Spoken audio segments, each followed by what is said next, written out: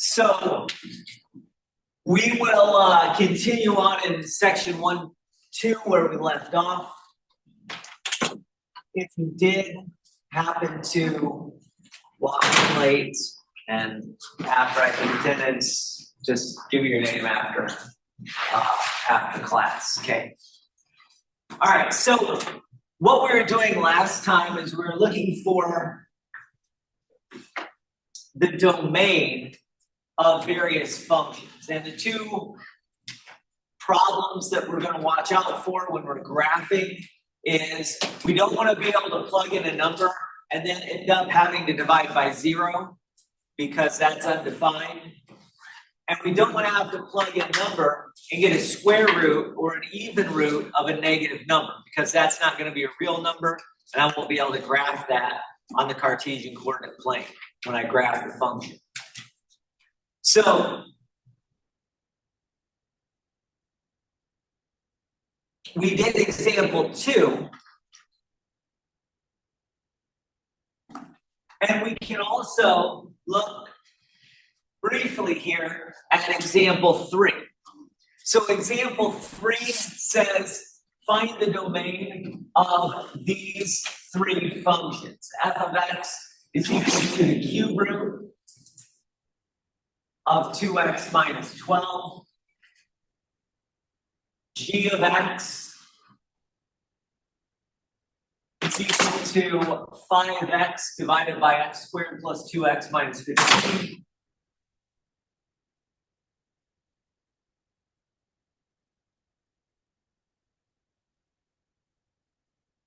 And h of x is the 6th root of x plus 10.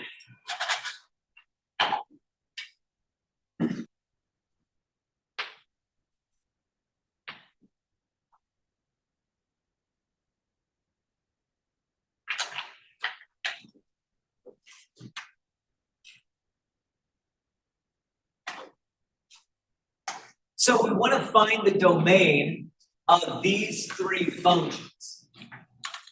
Okay. Now here's the deal. In this f of x, this is a 3rd root.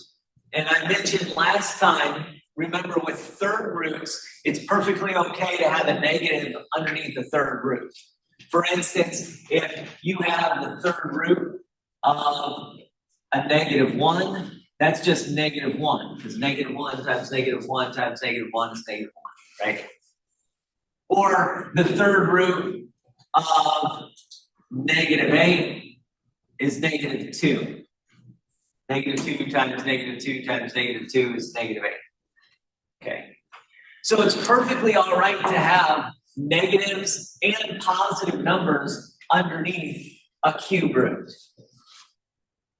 And that means in that example, no matter what we plug in, the domain, well, no matter what we plug in, we'll get a real number out. If you plug in a real number, you'll get a real number out.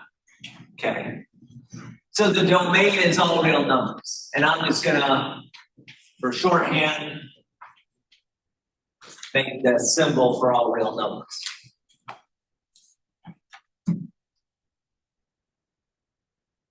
In the second function, which we call g of x, we have a problem when the denominator is 0.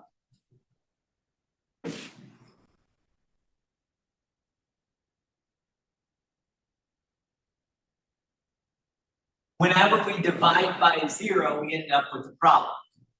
It's okay if the numerator is 0, right? 0 divided by 5 is still 0, or 0 divided by 90 is 0, that's fine. But we have a problem when the denominator is 0. In this case, I have a quadratic in my denominator. Now, at this stage of class, we're not going to solve quadratics in all of the various ways. We will once we get to chapter 3. Once we get to chapter 3, we do a lot of solving of quadratics. But for right now, I want you to know this one trick. If I have a quadratic, x squared plus something x minus 15, and that has a 1 out front, then I can solve this by factoring into, well, I look at factors of negative 15 that add up to a positive 2. Those factors are negative 3 and 5. So we can write this as x minus 3 times x plus 5 is equal to 0. And there's a zero product rule, or a zero factor rule, it's sometimes called, that says if I have two numbers that multiply to be 0, then one of those numbers has to be 0. So either x minus 3 could have been 0, or x plus 5 could have been 0, but no other number could have been 0. X minus 3 and x plus 5, one of them has to be 0. They can't both be non-zero, if that makes sense. So this gives us two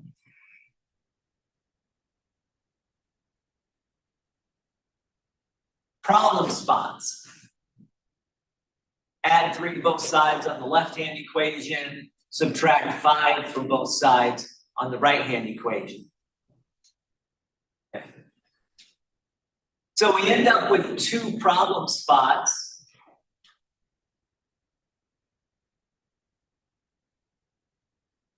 And therefore, our domain in this question is all real numbers. Again, I'll shorthand that, except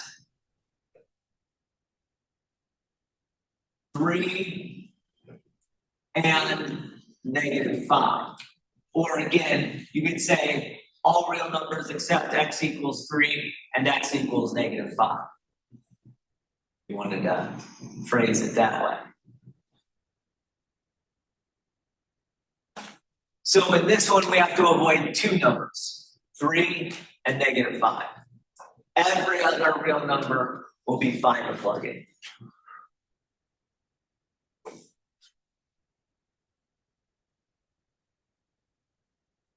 This last question is one with a 6th root.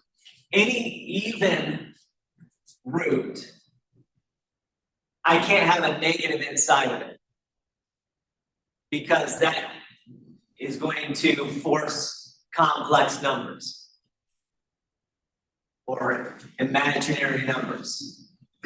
So I'm going to do it the way, again, we saw 2 different ways last time. I'm going to do it the way we need. We need the thing inside to be greater than or equal to 0 to make this work. Okay, or we want the thing inside to be greater than or equal to 0. You can subtract 10 from both sides. I won't write that down right now. And that means the domain is all numbers that are greater than or equal to negative 10. There's different ways to write that. You can write that in interval notation. You can write that in set notation. But for here, for our purposes, we'll just look at that notation. We'll leave it as algebraic notation here.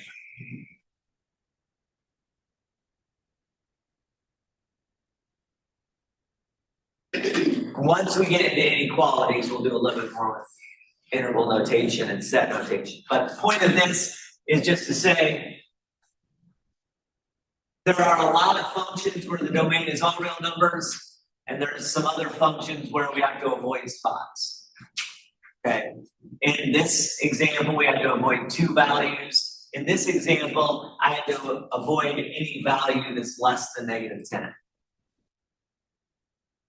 Any value that's negative 10 or more is fine. Again, even powered, we don't want negatives underneath the root.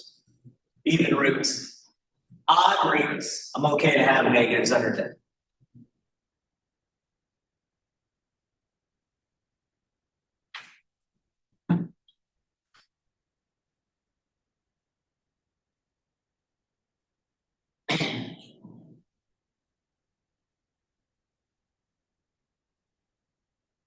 Oh, I did do interval notation here. I don't think I had it in the thing. That's okay. Not a big deal.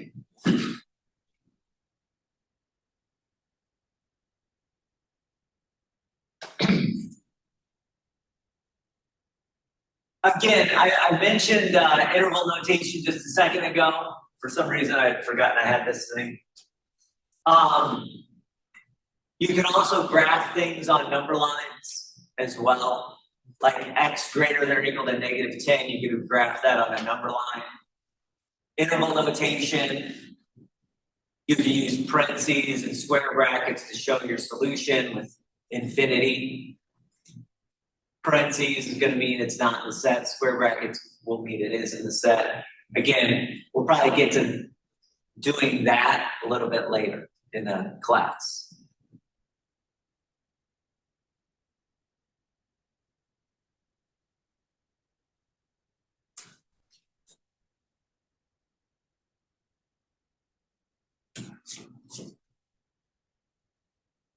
Now, another idea about the domain of a function is we can ourselves restrict the domain of a function to anything we want, right? Most of the time, we like to plug in as many values as we like, but oftentimes we can restrict the domain and restrict the range to certain bounds. Okay. So we could take the graph of a line like f of x equals 5x plus 2 and let x only go from negative 1 to 5. Right? That's us restricting. When we do that and we graph things, we're going to use closed and open circles at the end and the beginning of our range. And we use a closed circle to indicate when a graph hits a point.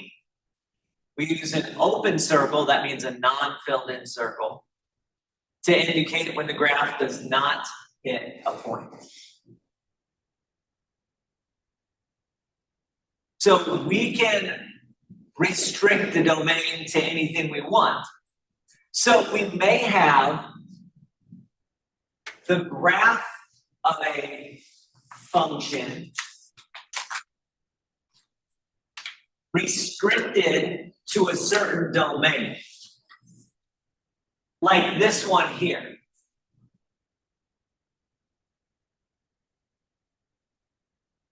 Notice that this function starts at x value of negative 2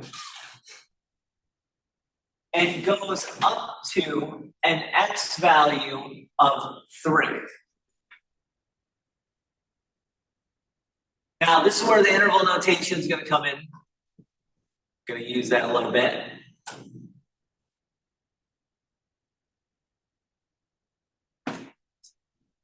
So x values go from negative 2 up to 3.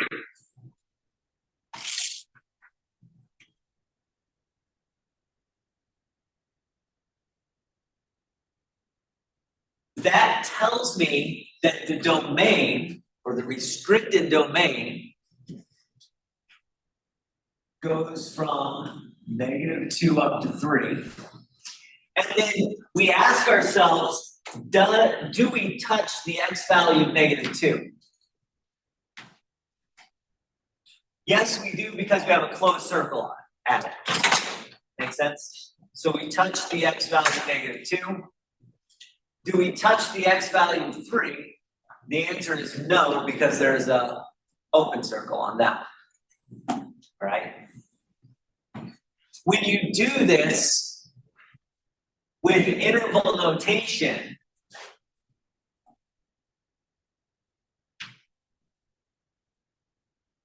you would put that square bracket on the -2 to indicate you could touch -2. And you put a parentheses on the 3 to indicate you touch, or you do not touch the 3. You follow that? So we get that from the graph. And then the range, well, what's the lowest y value that this graph touches? Looks like 1. Looks like it hits there. And the highest y value, so it looks like lowest y value is 1. Highest y value looks to be 10. Now, do we have to avoid 3? Do we have to avoid 5 in our range because we have an open circle? No, because while it doesn't hit 5 on this side, it does hit 5 on this side. Y value of 5 on that side. So our range goes from 1 to 10. And it hits both sides. So we would put square brackets on both sides. Okay? That's the interval notation for both of those things. Now, you can also do a number line notation for the domain and range. So this is the interval notation. We go from 2 to 3. The x values hit -2, do not hit 3. The range hits 1 and hits 10. So we put square brackets on both of those. You can also, again, that's interval notation. You can also write this on a number line. And if you write this on a number line, we don't do much of this, at least not in this section. What you would do, just like the graph, you would put a closed circle at -2, an open circle at 3, and anywhere between -2 and 3 would be your domain. So you shade in, or just draw that in. The range going from 1 to 10, we put a mark at 1, a mark at 10. Both you can touch, so we'll do closed circles on both. And then anywhere between 1 and 10. That would be the number line notation. Does that make sense? Again, we don't do a lot of number line notations in this section, but I want to give you that notation too. So if you see a graph with a restricted domain and range, we can decide the domain and range by just looking at the graph.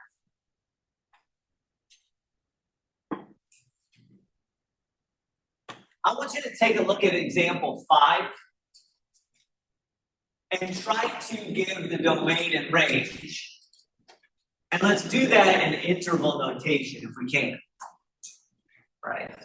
You can do it in algebraic, there's a lot of other notations, but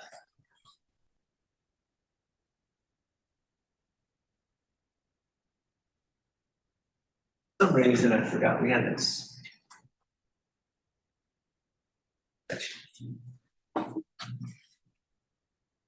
Thinking it was cheese.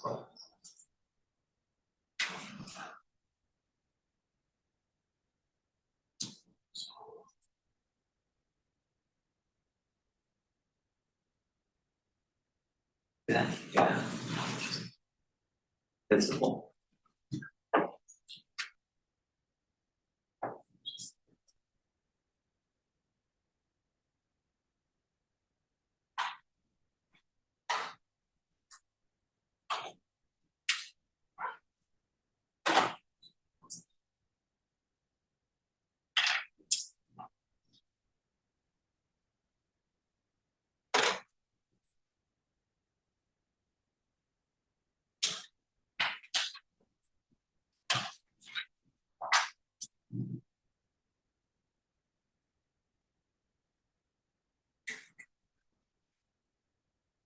All right, so let's do this. Domain goes from -2 up to 3. So we're going from -2 up to 3. We are not touching -2. So in the interval notation, I'll put a parentheses on that side. We do touch the x value of 3. So I put a square bracket on that side. So it's parentheses, -2, comma 3, square bracket.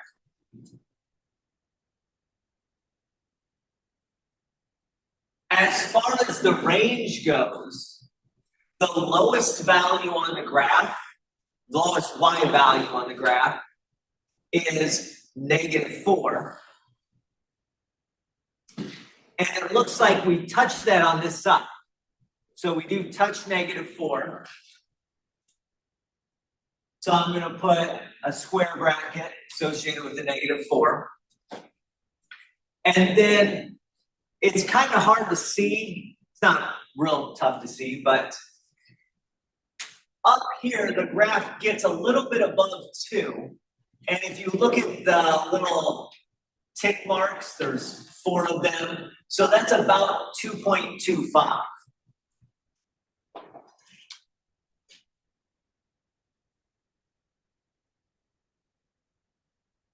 And it looks like it is touching the y value of 2.25.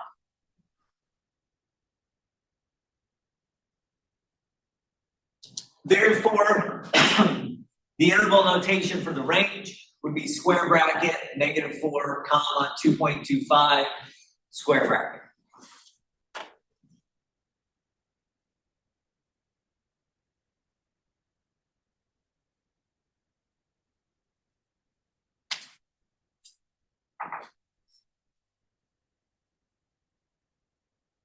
Go ahead and quickly try this one as well. It's the graph of a cubic function.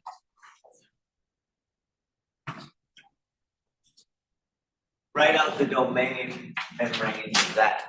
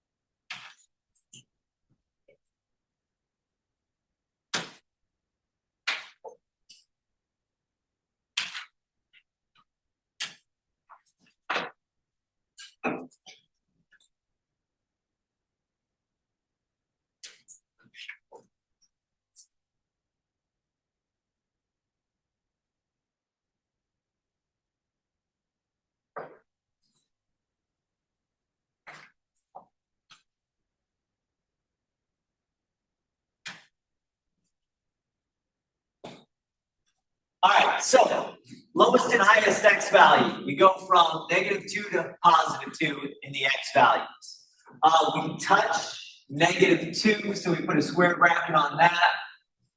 Parentheses on the +2 because we don't touch the +2. So -2, comma 2 with a square bracket on -2, parentheses on +2. And then for the y values, we're going from -4 up to our tallest is +4. And with the -4, we touch that y value. With the +4, we do not touch that y value. So as far as the square bracket and parentheses, we do the same thing. -4 has a square bracket, +4 has that parentheses on it. Okay. Change over my. Oh. Thought I had that. For some reason, I thought I was all sorry. Hit the wrong button then. That's why.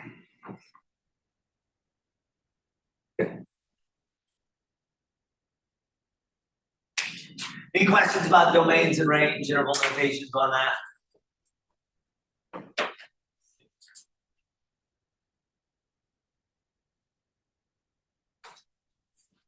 All right. Now, the last thing in this section on domain and range of functions is the concept of a piecewise defined function.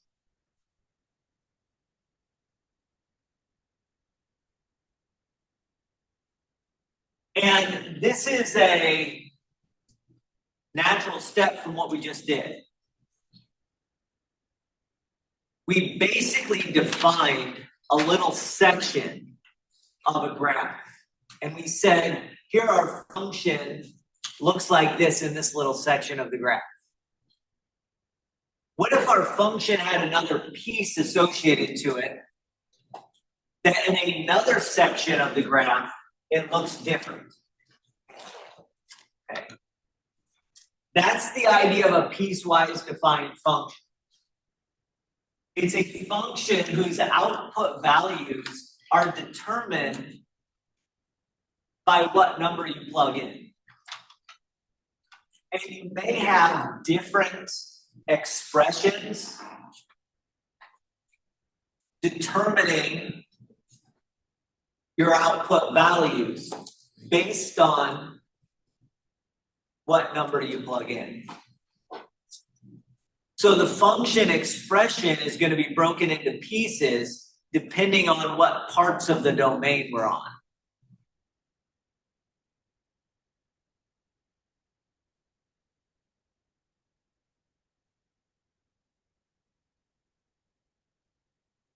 So that's the key to a piecewise defined function, is that the function expression is broken into pieces depending on our parts of the domain.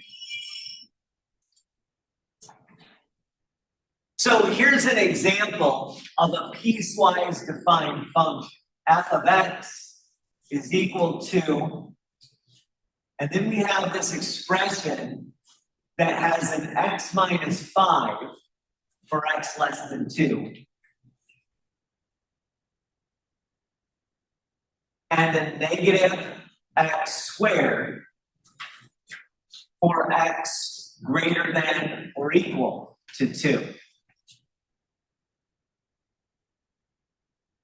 And then it asks us to plug in 2, to plug in negative 4, to plug in 0, and to plug in 11. Okay. Stop. Okay.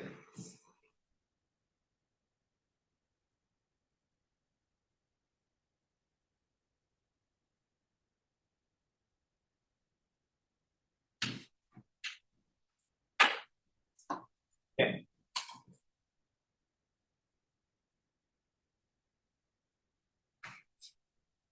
So this is what we're supposed to do. We're supposed to evaluate this function when we plug in these various numbers. And essentially, what I do is I'm going to use one of these expressions. Which one I use is dependent upon the x value location. All right? So if I plug in 2, since 2 is greater than or equal to 2, I'm going to use this one. I'm going to plug it in to the negative x squared.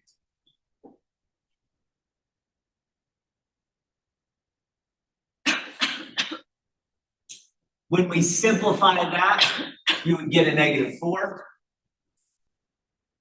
So the function has output of negative 4 when the input is 2. In other words, the function, if I graph it, would go through the point 2, 4, 2, negative 4, excuse me.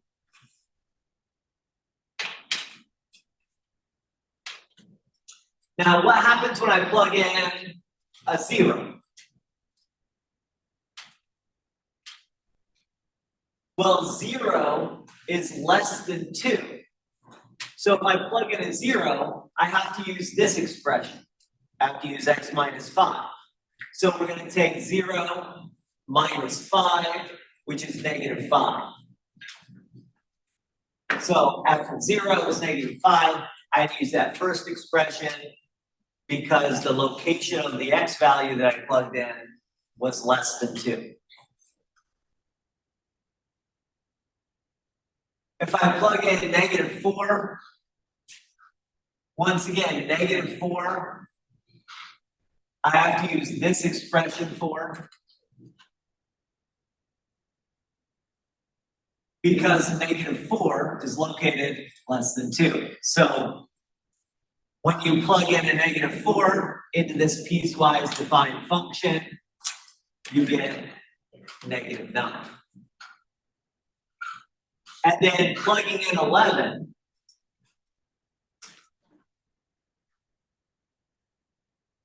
well, 11 is bigger than 2. And therefore, I'm going to use that second expression, which is negative x squared. So in this case, I get negative 11 squared, which is negative 121.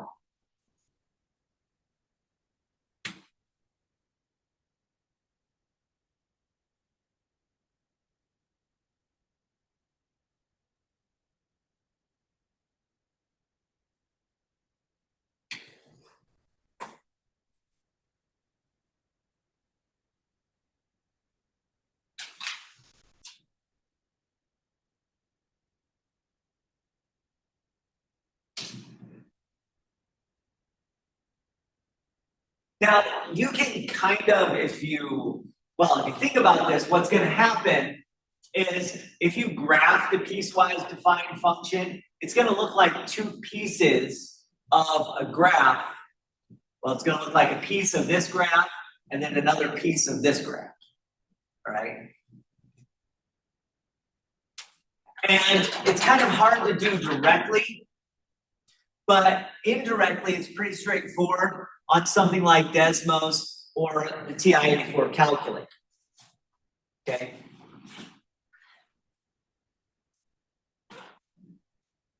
We'll go ahead and do that in a moment once we get at least one more example. Okay.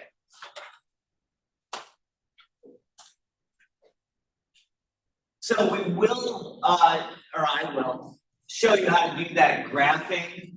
It's not a direct graph like we would hope, or it's not a single line, you have to do multiple lines.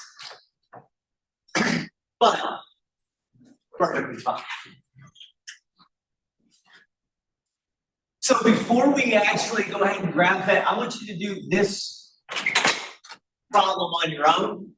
This is a piecewise defined function.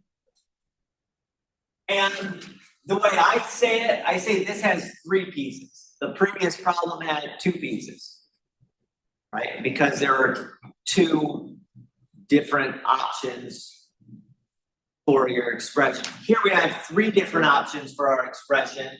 8 when x is less than or equal to 1.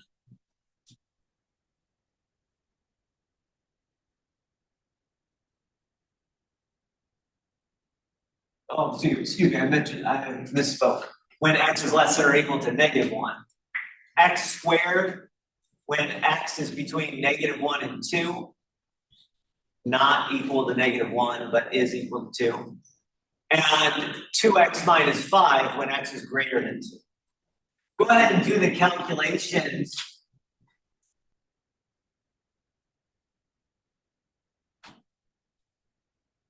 For this. The ones that you're seeing on the screen.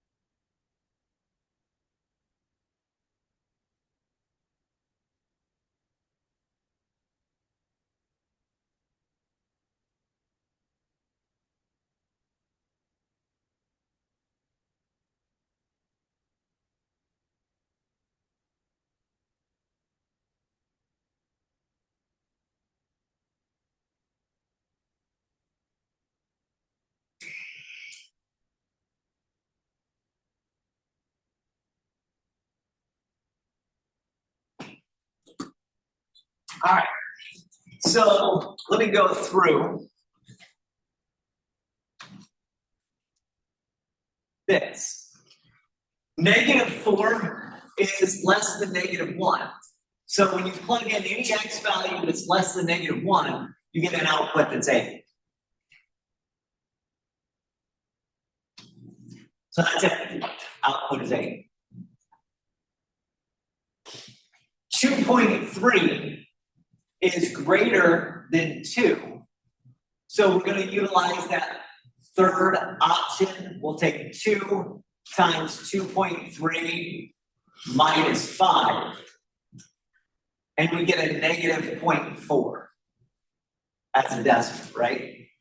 Everybody else get that -0.4. Okay, thank you. Plug in 7, same thing. 7 is bigger than 2, so I'm using that third option. That's 14 minus 5, which is 9. -6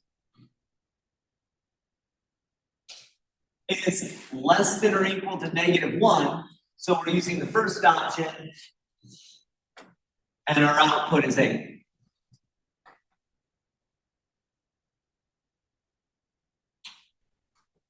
When we plug in a 2, well, 2 is this middle option, so we're going to plug it into x squared, and our output is 4. -1, we have the equality with the -1 on the first one, so that's 8 as well.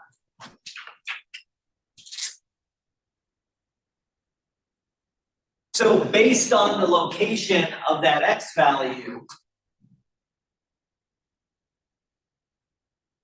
you can decide which one of these 3 output calculations you're going to use. And that's a piecewise defined function. Now,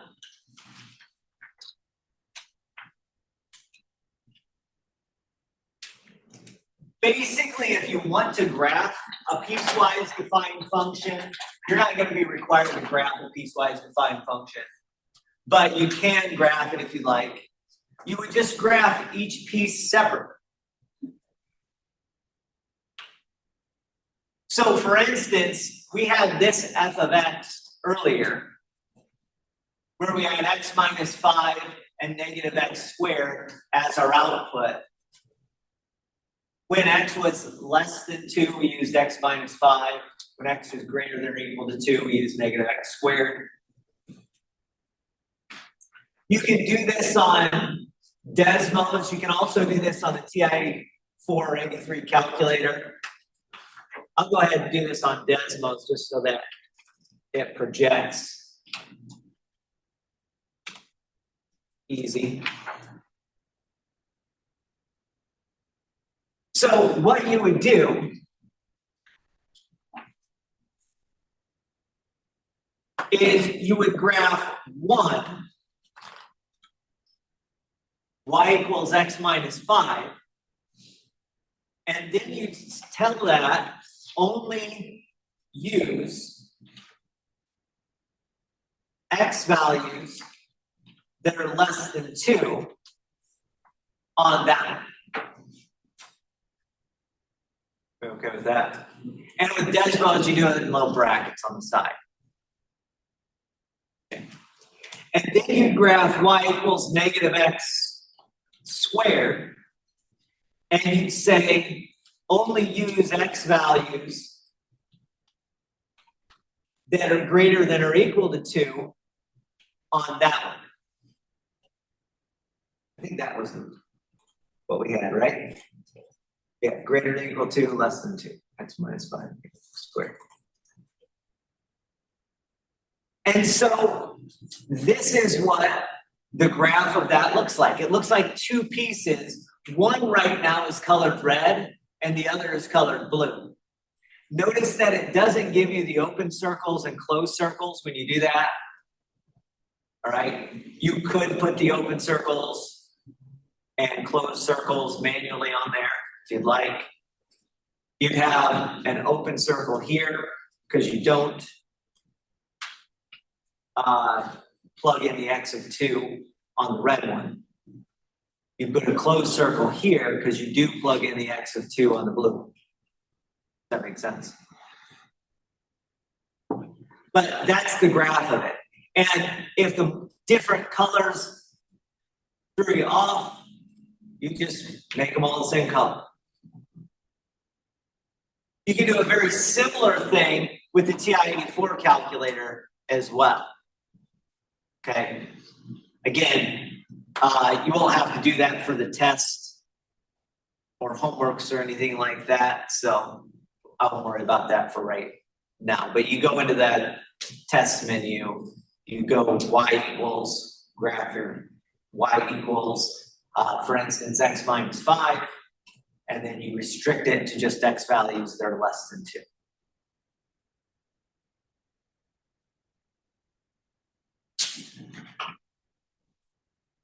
I think so.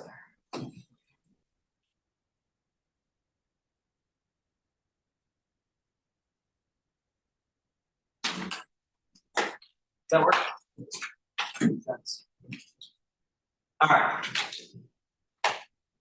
I think I'll only do that once. I don't think I need it again. The point of anything that I ask,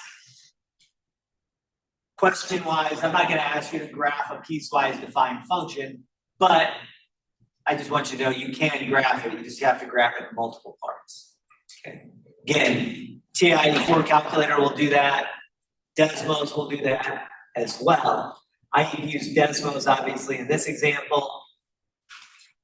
If you actually want to look at how the TI-84 calculator does that, you can click on this video and it'll show you sort of some of the details. But you don't need to do that in this class, if that makes sense.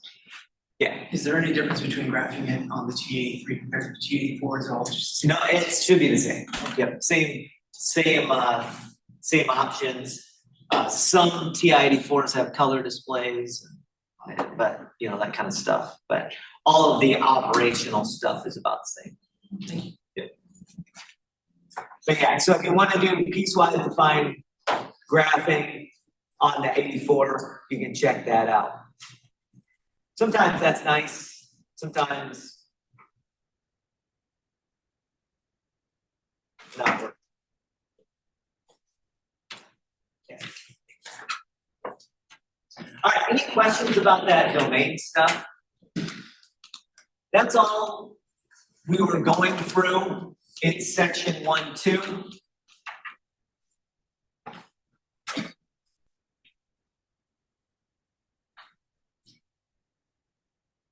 You should be able to do all of the homework problems now in section 1112 homework.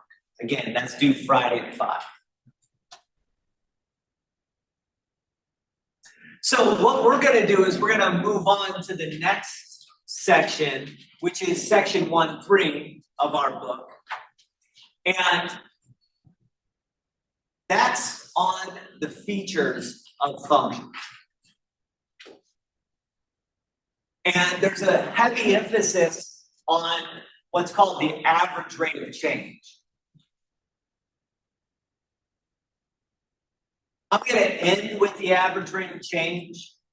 I think the book maybe starts with the average rate of change, but I'm going to end with it in this section.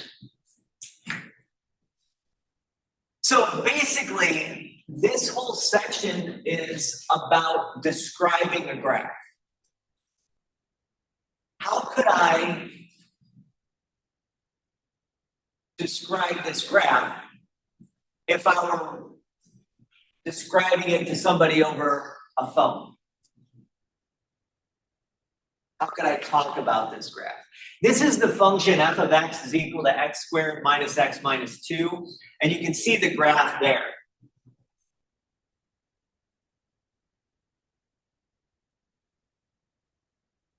Well, there's some easy ways to describe it. We could say that if we're traveling along this graph left to right, for a while I'm moving down until I get to about x value of a half, and then I'm moving back up.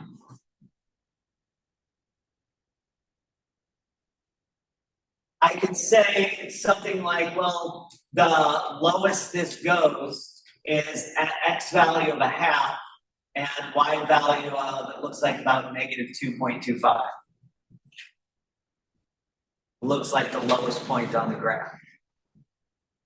And then you could say, well, it's going down, but how fast is it going down? Right? So we can talk about sort of how fast it's going down. And that's really all this section is going to deal with. It's going to formalize all those concepts.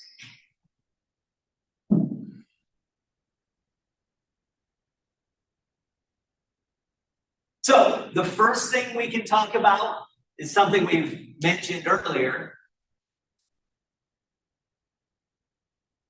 That's what points does our graph go through? I mentioned the point 1.5, negative 2.25, right?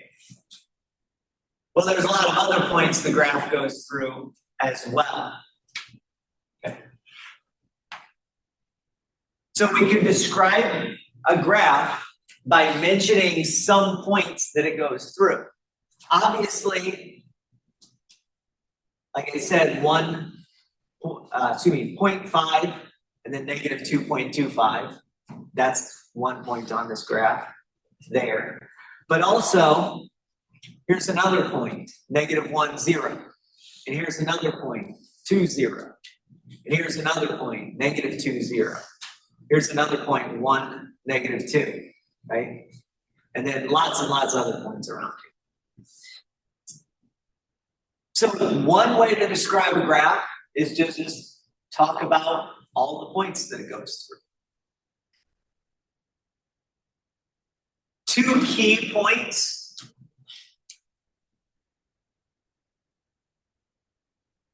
are x-intercepts and y-intercepts. If we have a graph and it passes through the x-axis, then the point where our graph passes through the x-axis is an x-intercept. So it's a point on the graph that hits the x-axis. Because it hits the x-axis, it's going to have the form x comma 0.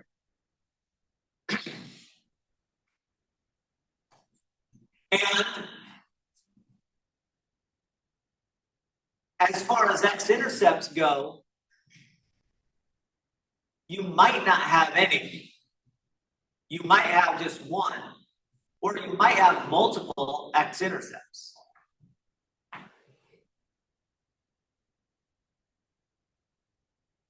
If you look at this graph here, we can visually see that our graph goes through the x-axis at 2 points. And so we have 2 x-intercepts for that graph there. Make sense? So in this graph, we had 2 x-intercepts. A y-intercept is the same thing, but with the y-axis. It's a point which is on the graph and that hits the y-axis. And because it's a point on the y-axis, it's going to have form 0, y.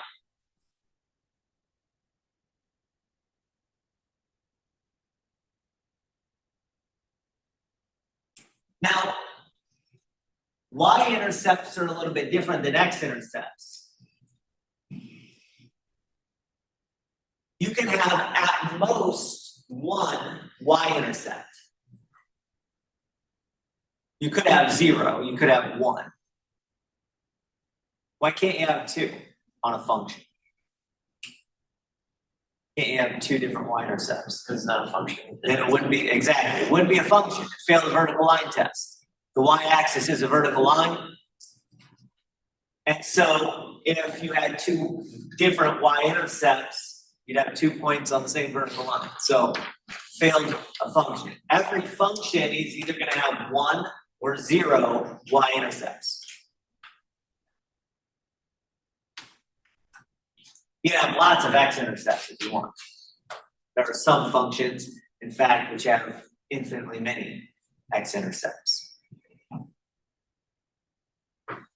So if we look at our graph here, we could say, if we're looking at x-intercepts, I pointed out that there were 2 of them. One of them is at the point -1, 0. The other is at the point 2, 0.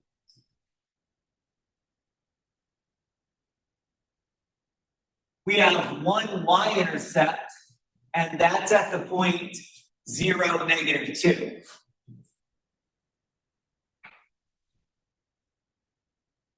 And then there's a lot of others, right? A lot of different points that we could list out.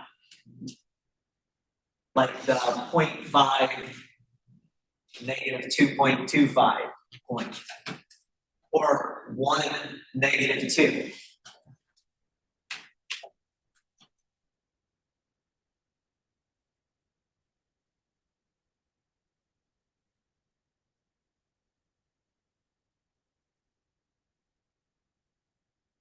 And then all the other ones are, I mean, you could come up with lots and lots and lots of different points here, obviously.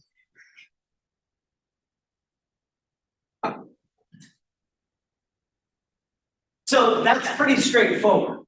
One way to describe, well, one feature, let's say one feature, one set of features on graphs is the points that they go through. Another feature or set of features on a graph is where a graph is increasing or decreasing.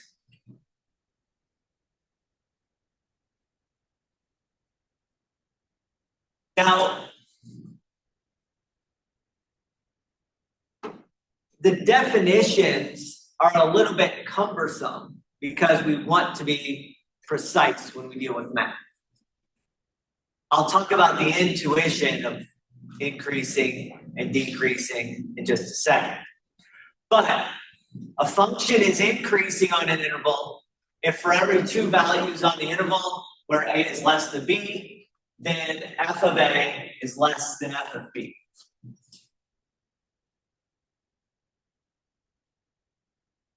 Now, this is just a fancy way of saying that as you move from left to right on the graph, the y values are going up.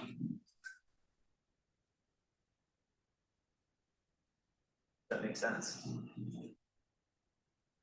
Decreasing on an interval means that for every two values, x values on the interval, where a less than b, f of a is going to be greater than f of b.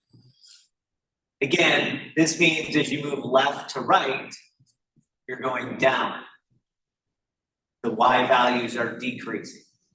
So increasing means y values are getting bigger as you move left to right. Decreasing means the y values are getting smaller left to right. And that's really what we're describing here. We're describing a movement on the graph. Increasing means, again, we're talking about as you move from the left-hand side of the graph to the right-hand side. Increasing means the y values are going up. Decreasing means the y values are going down. And then the other option we could get is constant. That means the y values all stay the same. And obviously on certain intervals, we may have combinations of increasing and decreasing and constants.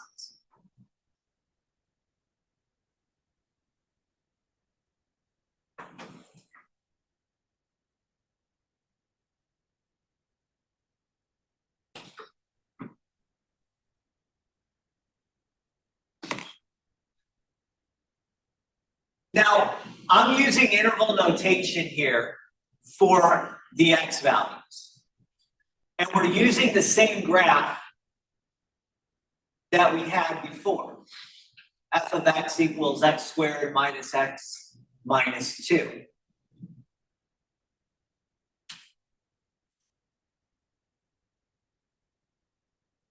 And we're going to determine what the function is actually doing. Is it increasing, decreasing, constant, or neither?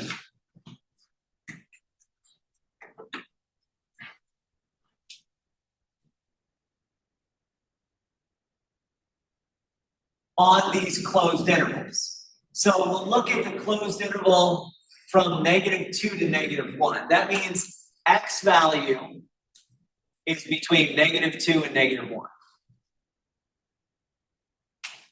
So what we're looking at is the section of the graph in here.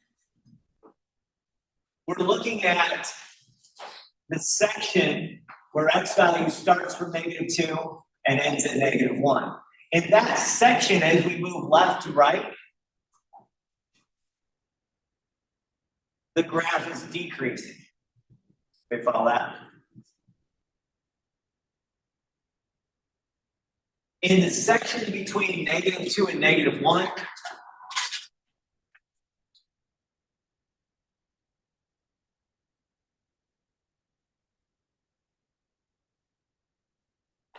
we're decreasing. I'll write down real quick, but probably should have.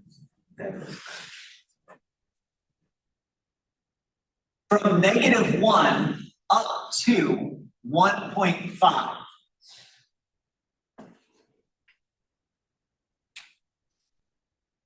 So if we start at x value of -1, that's right here, and we go to x value of 1.5, it's right here, you can see that for a while we go down, and then we turn and go back up. So when we're describing that situation,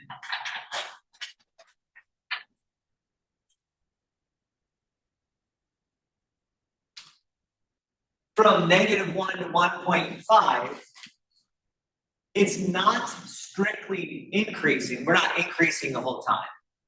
We're not strictly decreasing. We're not decreasing the whole time. So we would say neither strictly increasing or decreasing. So when I ask a question about increasing, decreasing, we're not saying on average, we mean always. Okay. So looking that way, this one does that. Increase a little bit on one section, decrease a little bit on one section. So we say it's neither strictly increasing or decreasing. Strictly just means only.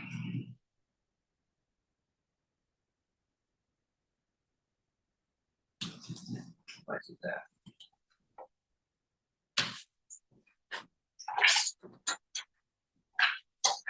Between 1 and 2, that's x value of 1 to x value of 2. So we're in the section between x value of 1 and x value of 2. On that section, the graph just increases. So 1 to 2, that's increasing.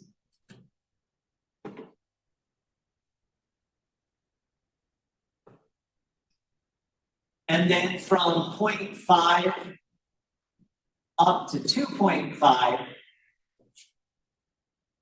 again, x value of 0.5, that's that lowest point here, up to 2.5, which is somewhere in here, that's always increasing as well. So 0.5 to 2.5 is another increase. I'll write that down.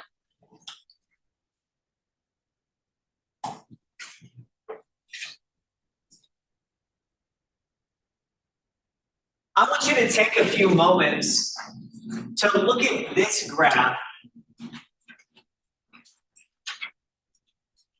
In this graph, we don't have the algebraic expression, but you can still describe on what intervals this function would be increasing, on what intervals this would be decreasing, and on what intervals it would be neither. So here we're given some intervals.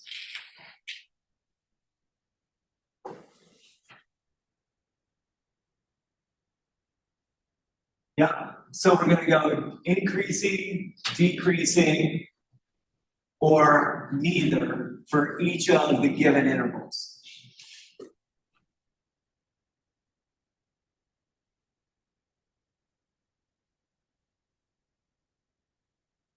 I'm using closed intervals. So you can see that they're not talking about specific points.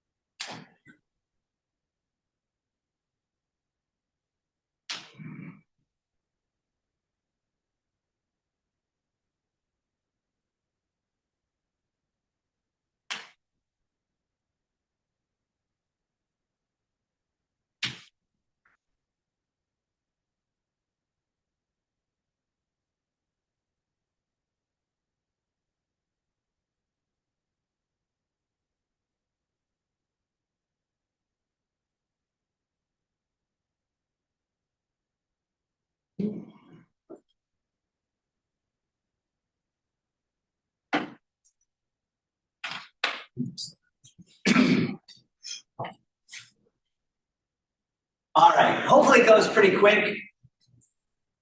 From -3 to -2, we're looking at the graph from here up to here. I'm trying to do this on the computer.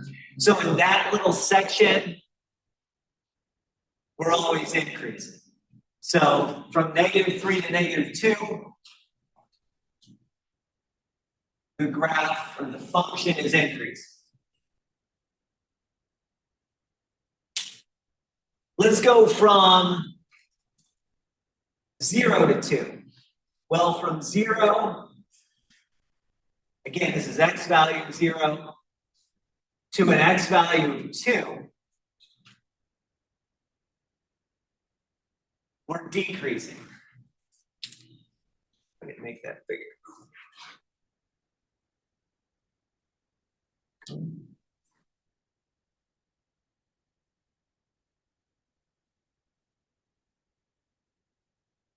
A little bit bigger. I don't know, but decreasing there. That's the point. Okay.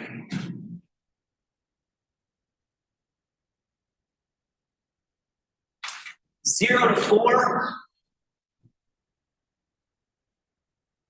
So we're going from x value of 0 to x value of 4.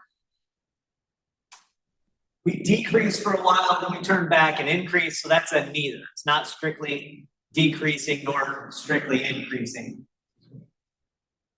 By the way, it's not constant. Even though we started and stopped at the same height, the same y value, it's not constant because there is a movement there, right? So we say it's neither. And then from 3 to 5, 3 up to 5, that's increasing. Okay.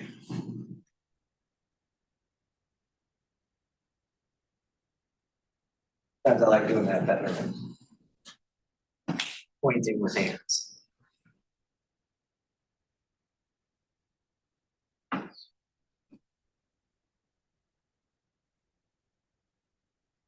Now, the other thing you can do, rather than me giving you an interval and saying on this interval is it decreasing or increasing, you can use interval notation and determine where the function is increasing, where the function is decreasing, where it's constant, and those types of things. Now, I highlighted the 2 points in this example because they are not nice whole numbers, right? But these points are where we change from increasing to decreasing or decreasing to increasing. So if you look at this graph, from the left-hand side, essentially negative infinity, all the way up to an x value of about negative 1.58. The function is decreasing. Then once you hit about negative 1.58 and move up to an x value of about negative 0.42,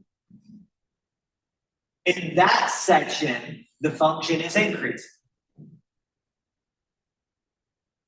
And then from this negative 0.42 and beyond, the function is going to be decreasing again. Okay. So if we were writing this out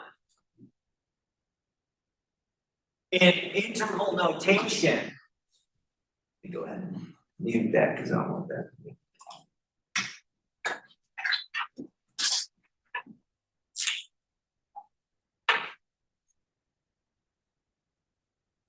We would say that the function is decreasing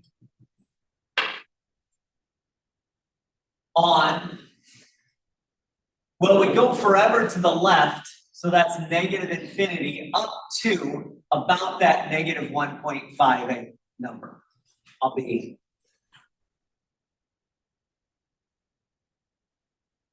And if you're using interval notation, you can either use parentheses or square bracket. I'll probably just use parentheses on this, especially if it's in this case. And then we're increasing on the interval from negative 1.58 up to that negative 0.42 value. And again, we use open parentheses there, open brackets. And the reason we do that is because of that negative 1.58 x value is a transition between increasing and decreasing. So we don't want to say it's decreasing at that point or increasing at that point because it's kind of transition time. And then lastly, we're decreasing from that negative 0.42 all the way up to positive infinity. So if you had to create the interval notation on where this function is decreasing and where this function is increasing, you would do that. If you wanted to get really fancy,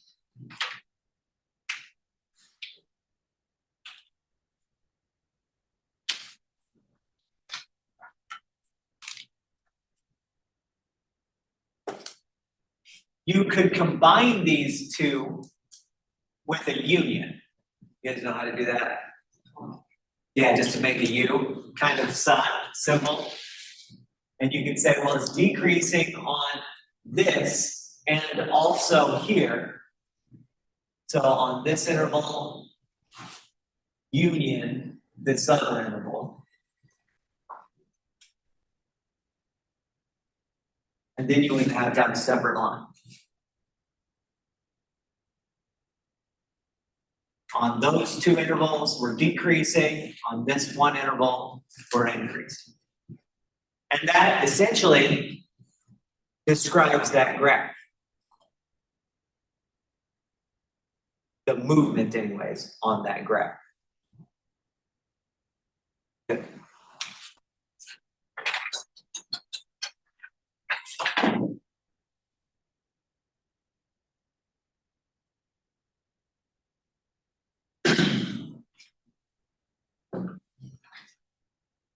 Now, the next feature of graphs we're going to look at and describe is the feature of local extrema. Extrema is just a fancy word for either maximum or minimum. Okay.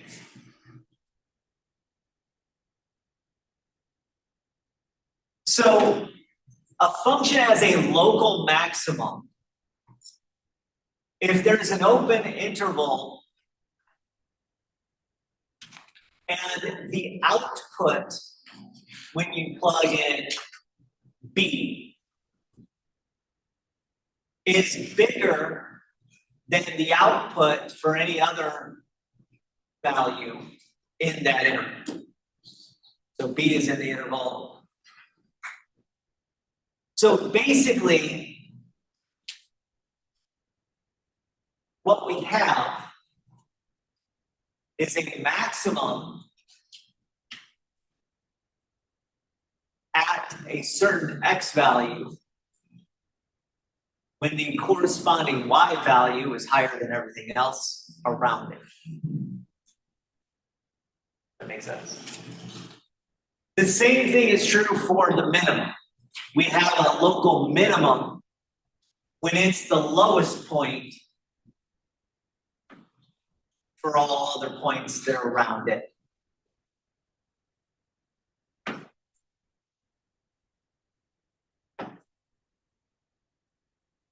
So if I were describing this in the non-mathematical definition way, I would say a local maximum is a point where the y value is larger than other y values around it. And when we say y values around it, we mean in an open interval containing that point. A minimum is a point where the y value is smaller than all the other y values around it. Again, the precise definition of those two things is here.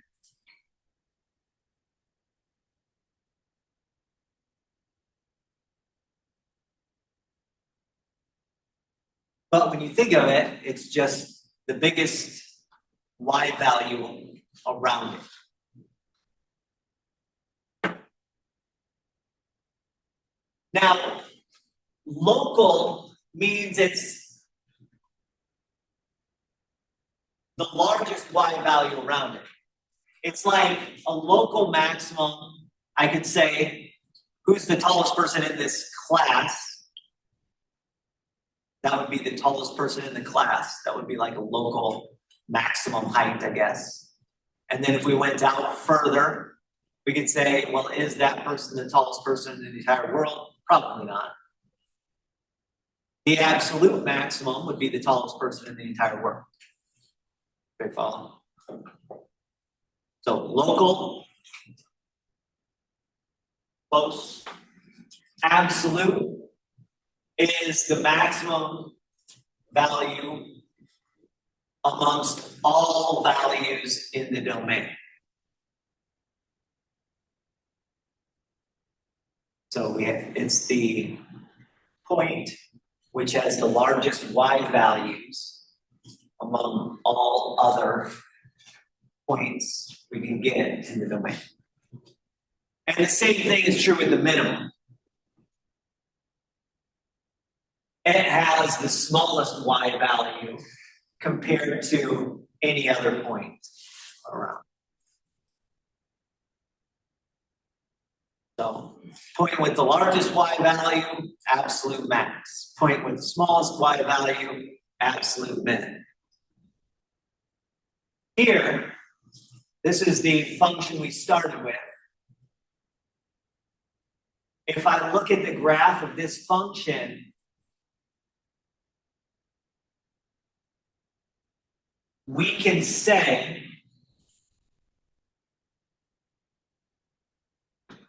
that the point 1/2 negative 2.25 or 0.5 negative 2.25 is the smallest point in an area around that value. It's also the smallest point on the entire graph. Smallest y value specifically. So that one point is both a local minimum and an absolute minimum point.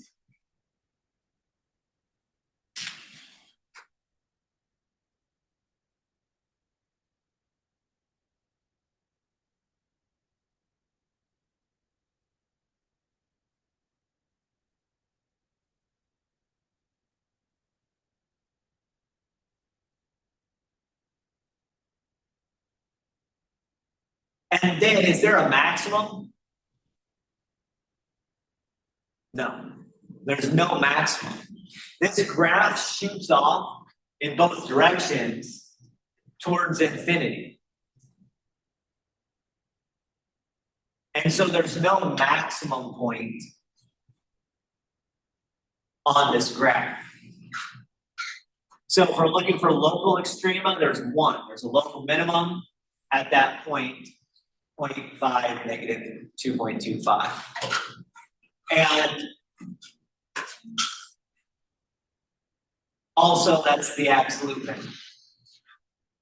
On this graph, there's no absolute or local maximums. I'm going to say something about this here.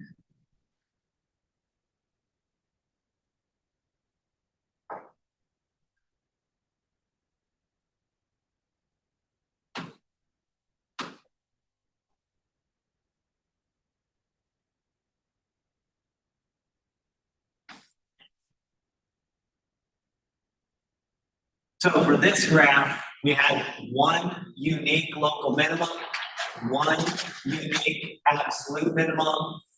We had no absolute maximum, no local maximums. Okay. Now I wanted to mention just linguistic things about that point. That's a local minimum or an absolute and an absolute minimum. So oftentimes we call the point the local minimum point, right? The minimum value is the y value. And that happens when x is equal to 0.5, right? So specifically, just again, the language behind this is that negative 2.25 is the minimum. You could use absolute or local minimum. Value of the function. And that minimum value happens either at or when x is equal to 0.5.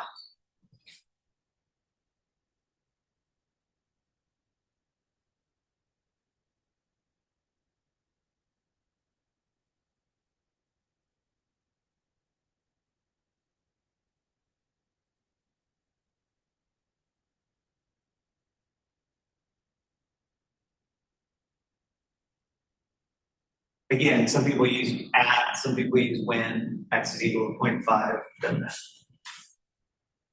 But that's the phrasing. So if you see that phrasing of minimum point versus minimum value, if somebody references a minimum and they just use the y value, they're referencing a minimum value. If somebody references a minimum and they use the points, they're referencing a minimum point. Okay. And the minimum point is the point with minimum y value. Again, that's just trying to be precision in language. And so if your homework asks you for a minimum point, plug in a point. If it asks you for a minimum value, plug in that minimum value.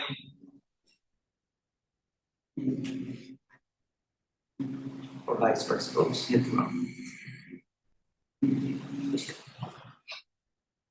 Let's take a look at this graph. This is the same graph we looked at earlier when we were looking at increasing and decreasing. And obviously I've highlighted these points again so that we can do this. We'll round answers to 2 decimal places. So we'll call this first point negative 1.58, comma, negative 0.38. Notice that at that point, what would that be?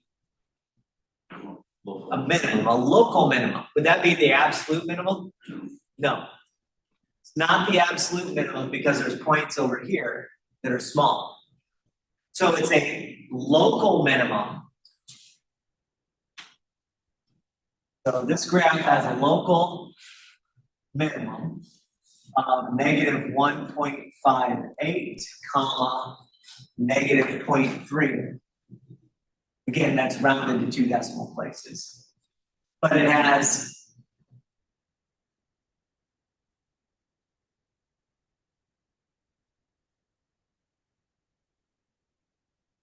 no absolute minimum. We shoot off to infinity on the right-hand side.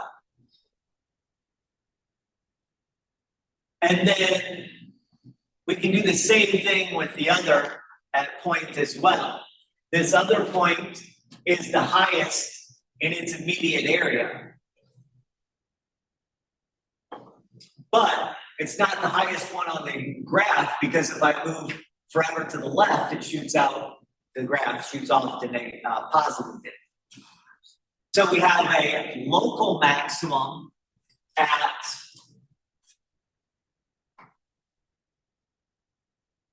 that given point, which when I write it, I'll round it to a couple of decimal places. That's about negative 0.42, comma, 0.38, positive 0.38. So that's the local maximum, but there is no absolute maximum.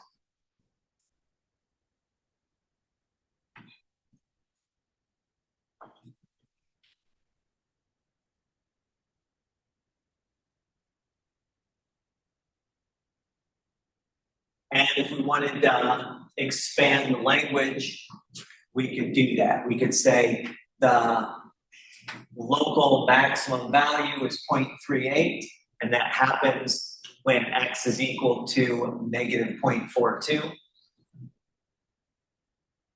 We could say the local minimum value is negative 0.38, and that happens when the x value is about negative 1.57, negative 1.58, excuse me. Okay.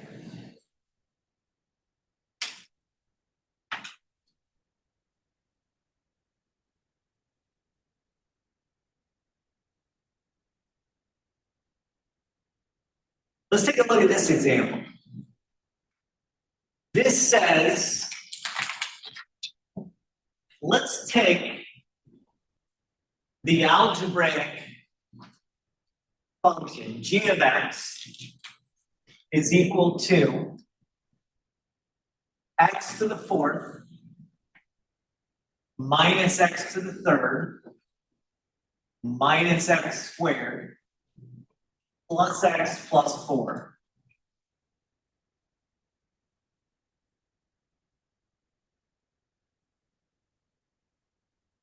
And all together, we'll do finding some points, determining increasing, decreasing intervals, find some extrema,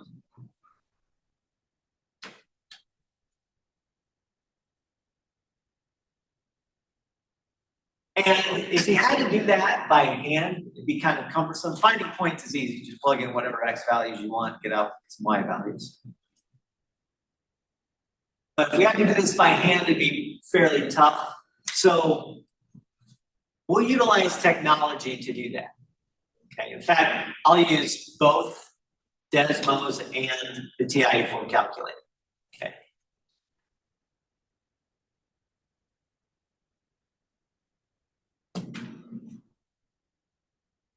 So let me use, let's do Desmos first. Okay. The calculator and Desmos both have nice things about it, about each of them, and kind of bad things about each of them. So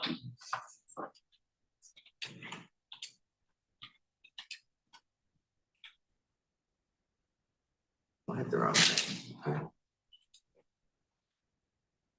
So x to the fourth minus x to the third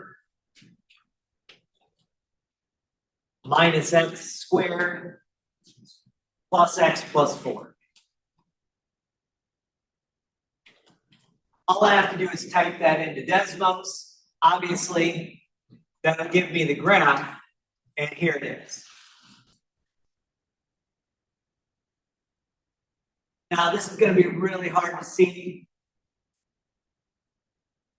unless we zoom in. So I'm going to zoom in a little bit. One of the nice features on Desmos is it's really easy to zoom in.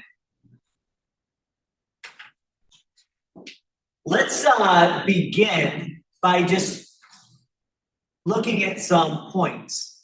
On Desmos, you can just hold your cursor, click down, left click, and it'll show you some points. So for instance, we see that this graph goes through the point negative 1, 4.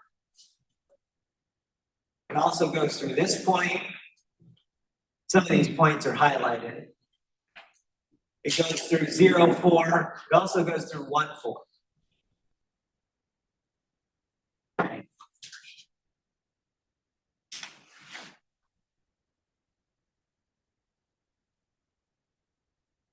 So you can use whatever points you like. I'm going to use some easy ones. Negative 1, 4, 0, 4, and what did I say? 1, 4. Yeah, 1, 4. Now, by the way, of those, 0, 4 is obviously the y-intercept. So the y-intercept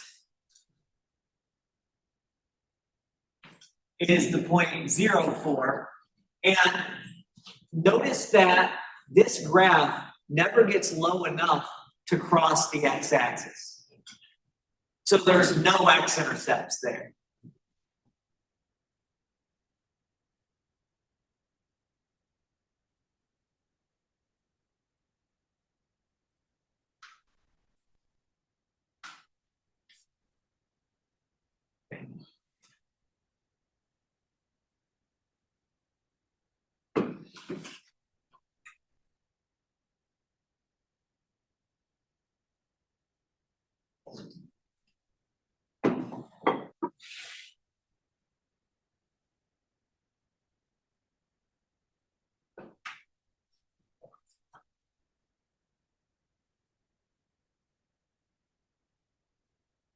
Now let's take a look at some places, some intervals where we're increasing and intervals where we're decreasing.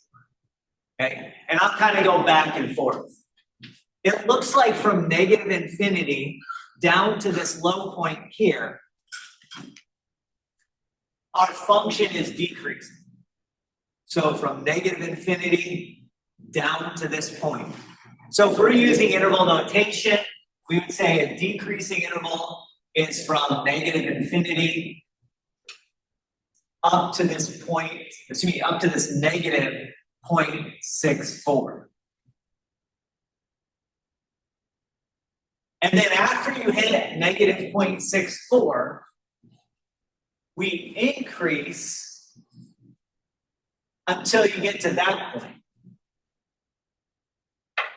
And specifically, we increase all the way until you get to 0.39 as our x value. So from negative 0.64 up to positive 0.39, we're increasing.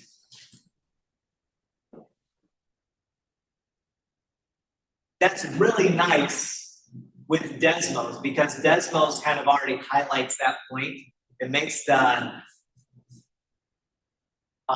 max and min points really easy to find because they're already highlighted. You just click on them. And then from 0.39 to 1, the graph turns back down and decreases again. So from 0.39 to 1, we're back to decreasing. And then from 1 up to positive infinity, we're increasing again.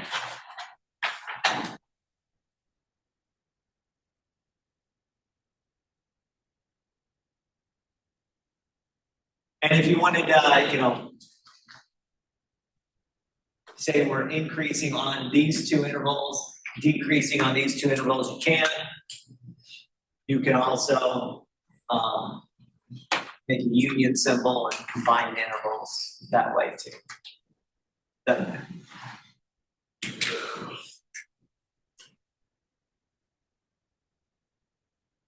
By the way, I already have these 3 points highlighted, so we can see just visually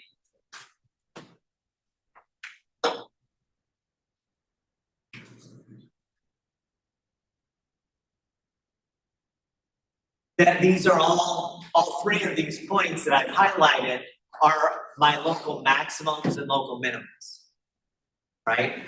I have 2 local minimums. One of them is the left point, the other is the right point. So negative 0.64 comma 3.38 is the local minimum. 1 comma 4 is a local minimum. I have a local maximum at 0.39 comma 4.20. I'm going to write that down here. Local minimums, local max.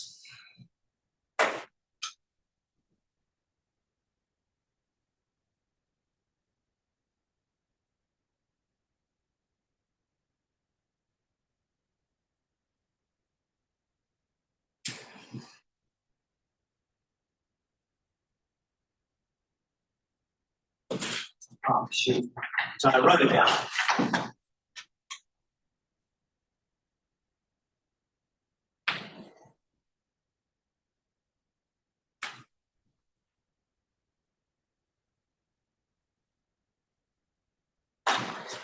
Now, I want to point out something.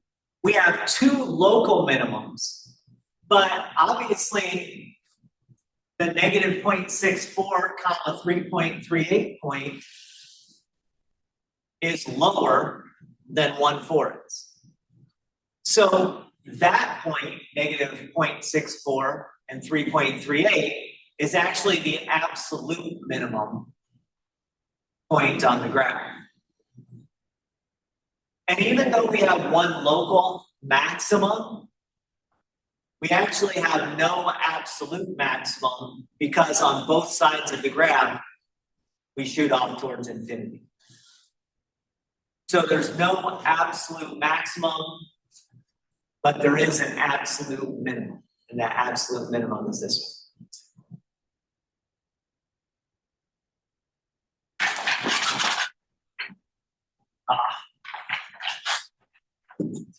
So absolute minimum,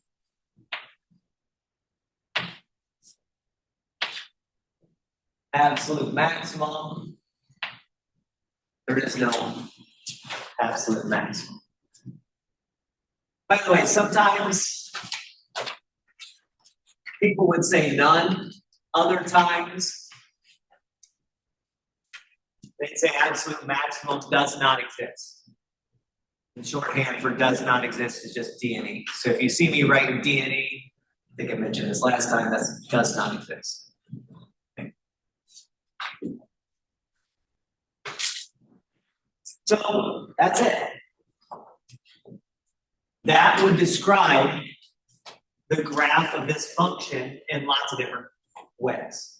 We can talk about some points that it goes through, where it's increasing, where it's decreasing, where the local minimums, maximums, absolute maximums are. And obviously we can do other stuff as well.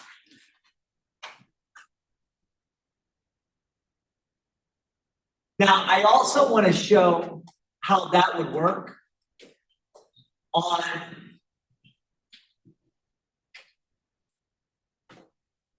the calculator, the TI-84 calculator, because again, when you take a test, you probably won't have access to Desmos, right? You will not have access to Desmos when you take a test, but you can still do the same thing on a TI-84 calculator or any graphing calculator, really.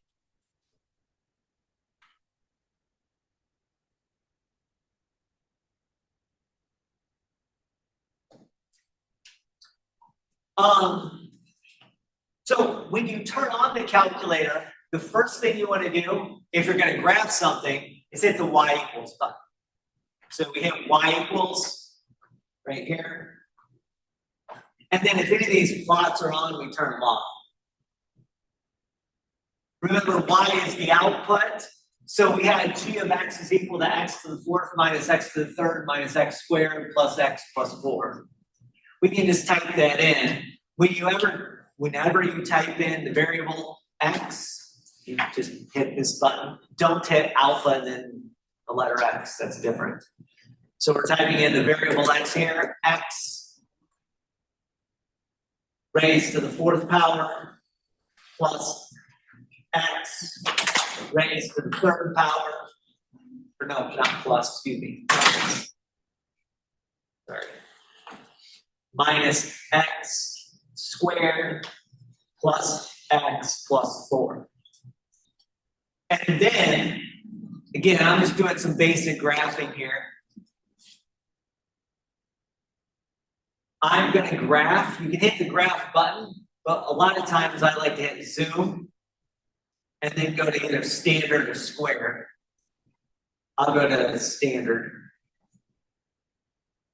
and see where that puts me. And so that graphs my function as well.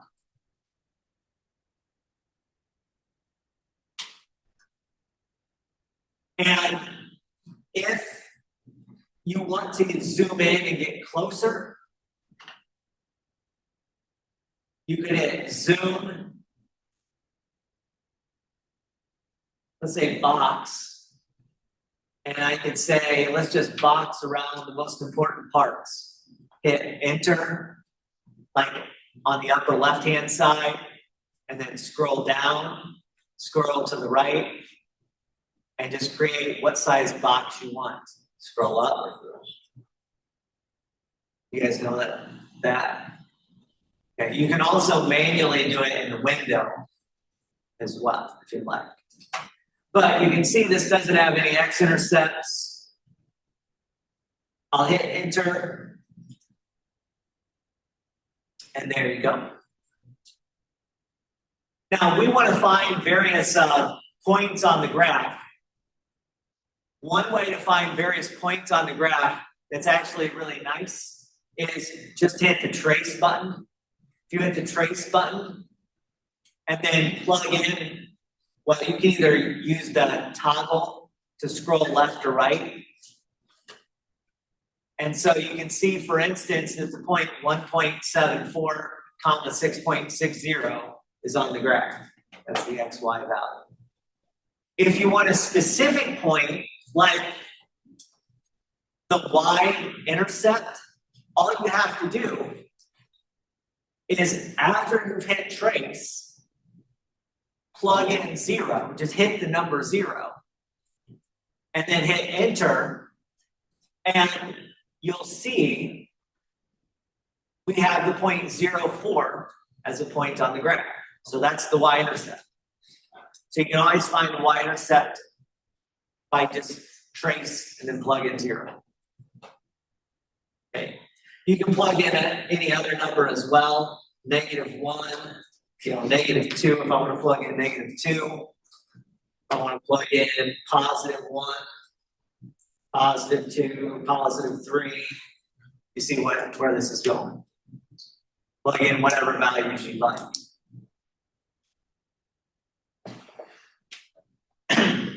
Now, if I want to figure out where this graph turns, so if I want to find that minimum point, let's say the first local minimum, you can try to do that by just scrolling around, but that's not very precise. Okay? That's not super precise because when I'm doing this, am I at the minimum now or am I closer to the minimum now? Right? Sometimes it's hard to see. So one way to get a precise minimum value is to hit second and then calculate. And you can see there's different things to calculate. We'll talk about zeros later, but the 0 is where you find the x-intercepts. All right? An x-intercept is called a 0 of the function because when you plug in that x value, you get out a 0. Right now, we're looking for a minimum.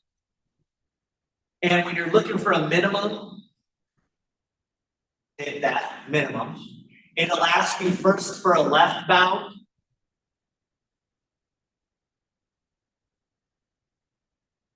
And then for a right bound. And it's going to look for a local minimum between those two values.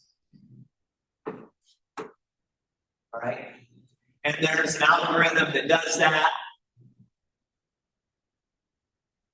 And then you hit a guess, and there it says the minimum point is at -0.64, 3.38. Exactly the same one we found. Okay. And so you say, yeah, that's the minimum point, local minimum point, and we're decreasing from -infinity up to that -0.64. And then if you wanted to find a maximum, instead of going to 3, you go to 4. Local maximum, again, you're trying to find a local maximum, so between certain bounds. So left bound from here, right bound here, guess at where the maximum should be, and there's our maximum, 0.39, 4.20. So utilizing technology, you can find y-intercepts. You can also find x-intercepts using that 0 feature, even if they're ugly numbers. You can find local minimums, local maximums. And then you just use those points to give you your increasing and decreasing intervals, your local minimums, local maximums, and then you can decide which ones, if any, are local minimum or absolute minimums and absolute maximums. Okay with that? So you can do the same thing with the TI-84 as we did with Desmos. In fact, TI-84 has some advantages, Desmos has some advantages, depending on.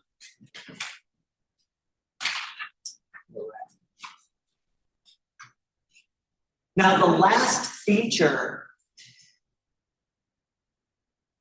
of graphs that we're going to talk about is the concept of average rate of change.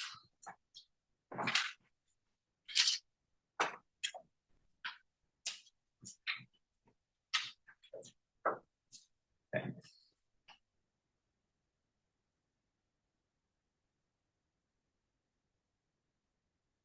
Average rate of change is exactly what it sounds like. It's how fast did the graph change on average from one point to another. So whenever we talk about average rate of change, we're going to talk about from a point to another point. And a rate of change just means how fast did the y values change compared to how the x values change. So it's going to be the difference in y values divided by the difference in x values between those 2 points. Which, if you know from earlier classes, that's just the slope of the line through those 2 points. All right.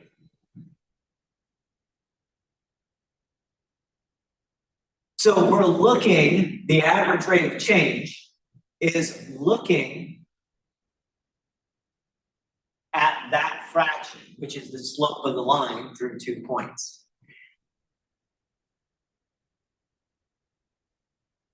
So let's take the function that we've graphed and let's find the average rate of change between certain x values. And when I write this on the board, average rate of change, I'm just going to write ARC so I don't have to write every single word. There are multiple ways of phrasing how you want to find average rate of change. You can say from this x value to this other x value. That's what this example does. The next example has slightly different wording, phrasing. -2, -1.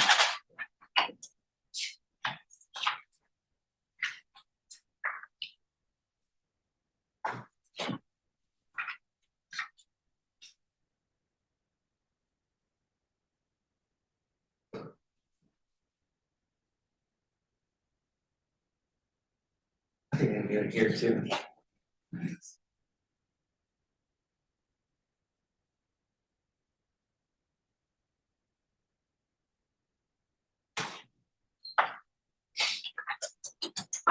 So you can see all the x values that we need to be dealing with.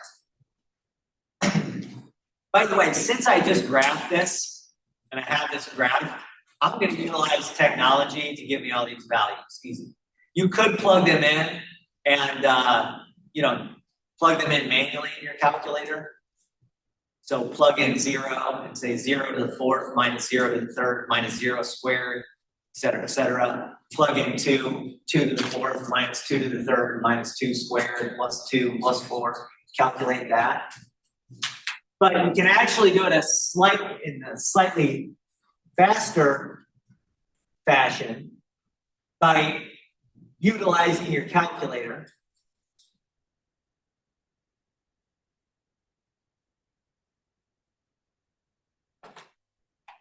Excuse me. There you go. Now that I have this in, all I have to do is hit the trace button, hit 0, and this tells me that when you plug in x of 0, you get out a y value 4. So g of 0 is a 4.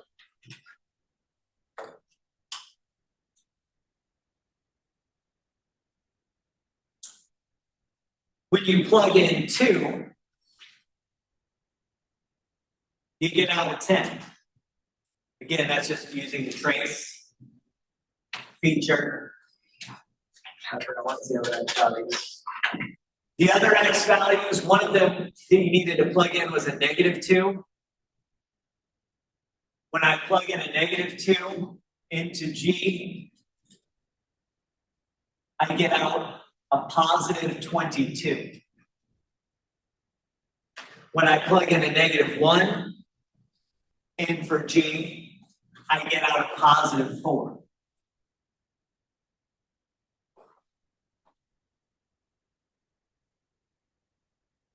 The only other plug-in, this one already had, we already calculated G of -1 is 4. When I plug in a positive 1, I get out a 4 as well. So that sometimes saves you a little time, especially if it's already graphed. Especially if that's already graphed.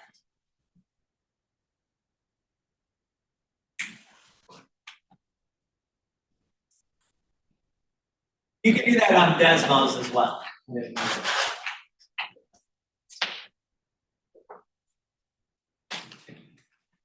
All right, so this is the x value and the y value of the first point. If I wrote this down, we'd be going through the point 0, 4, the ordered pair.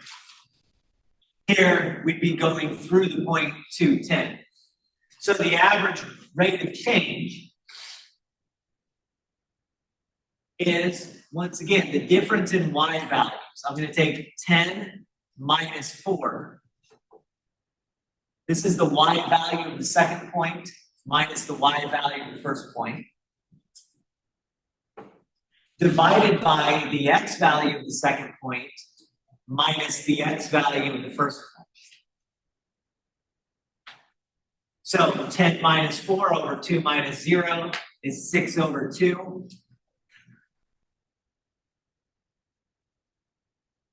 So that has an average rate of change of 3.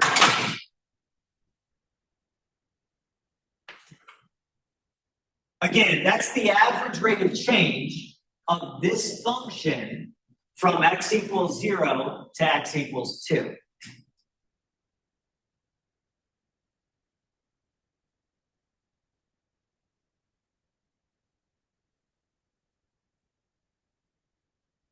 Let's find the average rate of change here. Average rate of change, I'm going to write the actual points. We're going to take the y value of 4 minus the y value of 22 and divide it by -1 minus -2. Okay. Difference in y values minus, or it's being divided by difference in x values. So y2 minus y1 divided by x2 minus x1. That looks to be -18 over a +1. So that's a -18.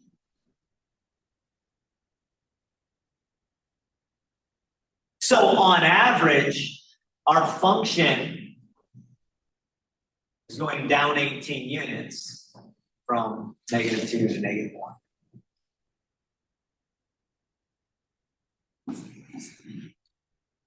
And then here, from -1 to 1, the average rate of change, we would take the y value of the second point minus the y value of the first point, that's 4 minus 4, and divide it by 1 minus -1. That's 0 over 2. Remember, perfectly okay to have 0 in the numerator. 0 in the denominator is undefined, but 0 in the numerator is fine. So we get an average rate of change of 0. That means on average, our function hasn't changed from -1 to 1.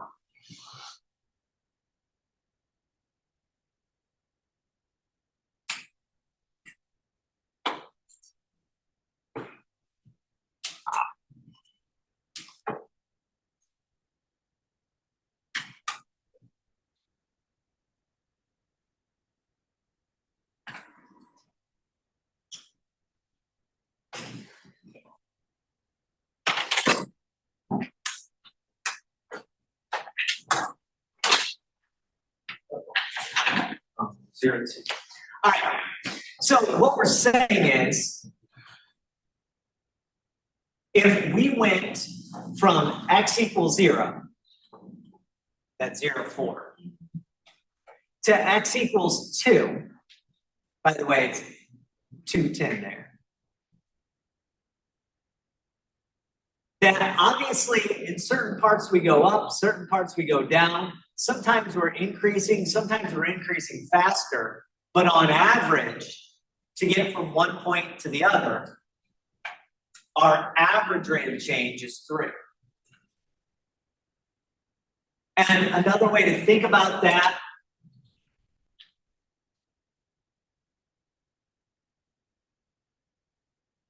is that the line connecting those 2 points would have a slope of 3. We get that? Okay. If we averaged out all of the change from 0, 4 to 2, 0, we'd have a slope of positive 3. And in a similar way, that's what the other one was, from -2 to -1. So -2, that's way up there. At 22 to -1, we'd have a slope of -18.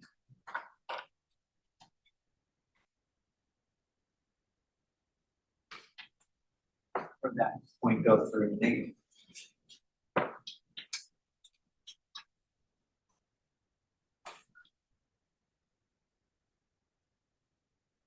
There you go. And so we'd be looking at that line, going from -1, 4 to -2. Oh, there it is. -2, 22 to -1, 4. That the slope of a line connects those 2 points would be -18. And then the last one had slope of 0.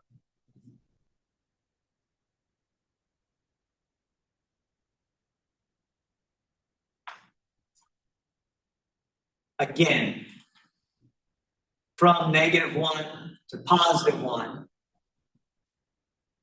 on average, there's no change. Obviously, it does wiggle in there, but another way to say that is that all of the decreases and increases cancel each other out. So on average, the increases and decreases all cancel each other out. So that's what the average rate of change is telling us, and it's what it's doing. Now, the other way to ask for an average rate of change, instead of saying what's the average rate of change from this x value to this other x value, we could ask for the average rate of change on a closed interval. So let's take the function h of x equals -x squared plus 5x plus 2, and say what's the average rate of change on the closed interval from 0 to 4. And then from -2 to 3, and then from +2 to 6.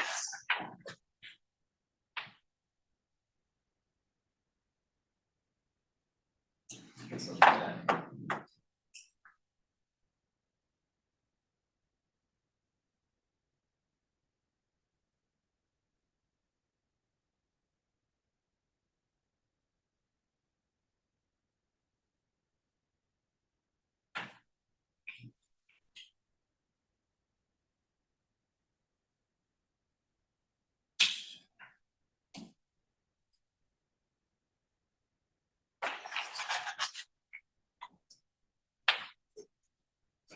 It should be closed so I can plug them in technically.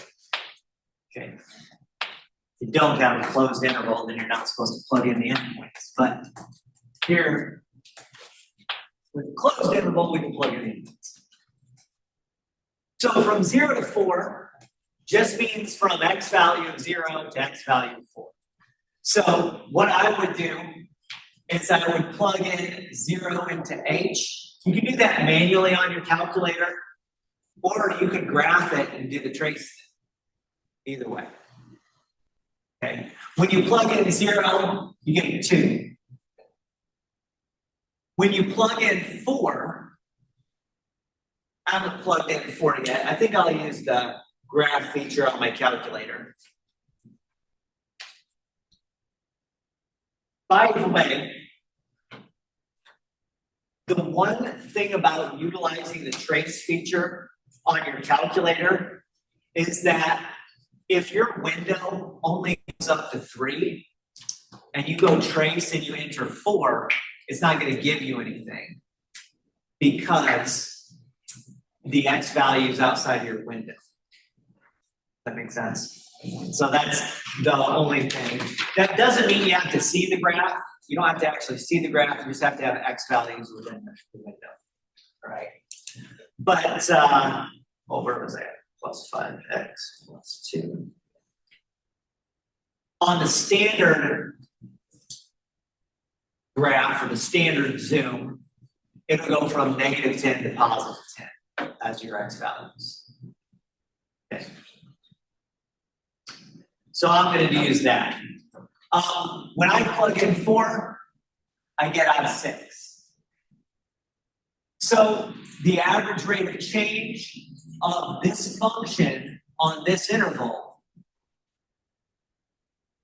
is going to be 6 minus 2, y value minus y value, divided by 4 minus 0, x value minus x value. So the average rate of change is 1. And again, this average rate of change is telling you the speed at which your function is growing or decreasing. This is a positive one, so we know that our function is growing on average on that interval. It might, increase and decrease, but on average, we have growth over that interval.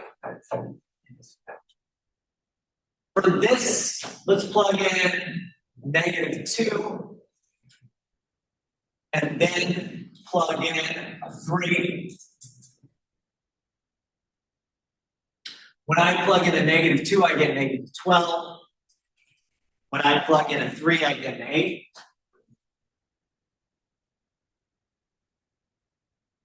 So the average rate of change on that interval will be 8 minus -12 divided by 3 minus -2. That's 20 over 5, which is 4.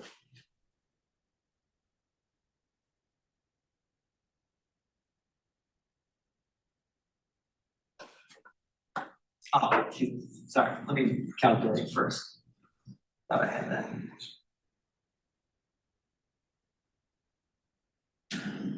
When you plug in 2, turns out you also get an 8, just like when you plug in 3.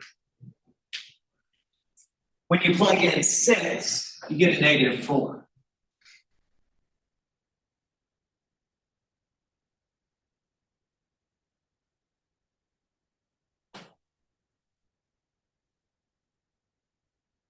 So -4 minus 8 divided by 6 minus 2. That's a -12 divided by +4. So the average rate of change is a -3. And again, this feature of average rate of change is telling you sort of on average how growth and decay are happening, how increase and decrease are happening, how fast the increase is on average, how fast the decrease is on average. Okay. So that's what average rate of change is getting at.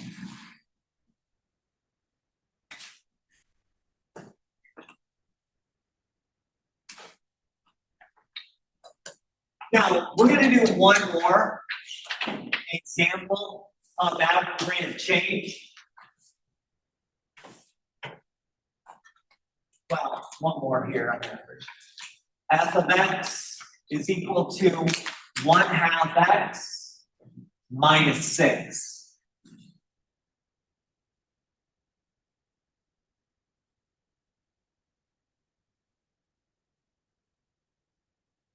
So we'll do on the closed interval 1 to 5, on the closed interval -2 to 3, on the closed interval 5 to 8.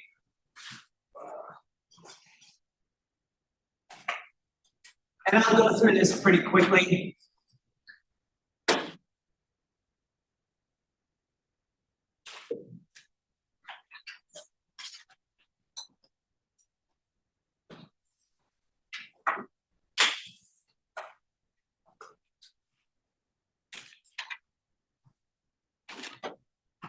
Anybody know what the answer is already? Which one? Any of them? Was the first one to be -0.1? Not 0.1.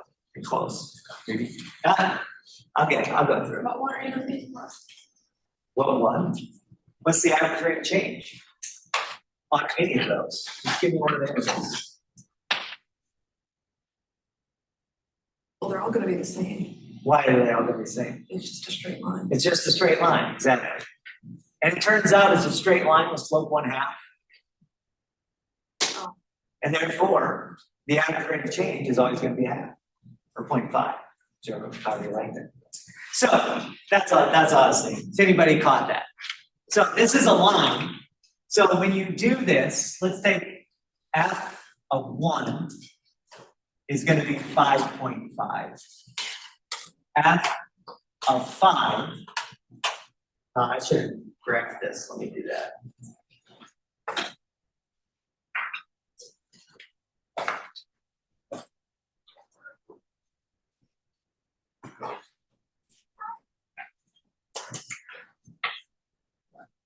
F of 5 is, no, I'm sorry, -5. 3.5. So if we're talking about the average rate of change from 1 to 5, we take -3.5 minus a -5.5. And then we divide by 5 minus 1. So what you get is 2/4, which is 1/2 or 0.5. However you like to write that.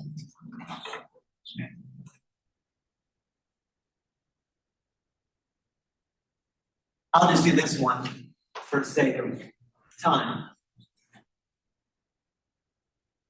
And the fact that we've already plugged in 5. We know that when you plug in 5, you get a -3.5. When we plug in an 8, you get a -2. So if you're looking for the average rate of change on the interval from 5 to 8, it would be -2 minus a -3.5 divided by 8 minus 5. So what you get is 1.5 over 3, which is also 1/2 or 0.5. The reason for that is what I was hinting at earlier. This is a straight line. And when you have a straight line, your rate of change stays constant the entire time. In our previous 2 examples, we had, these things that were going up and down and wiggling around. So the average rate of change was different on certain intervals. But if you connect any 2 points on this line,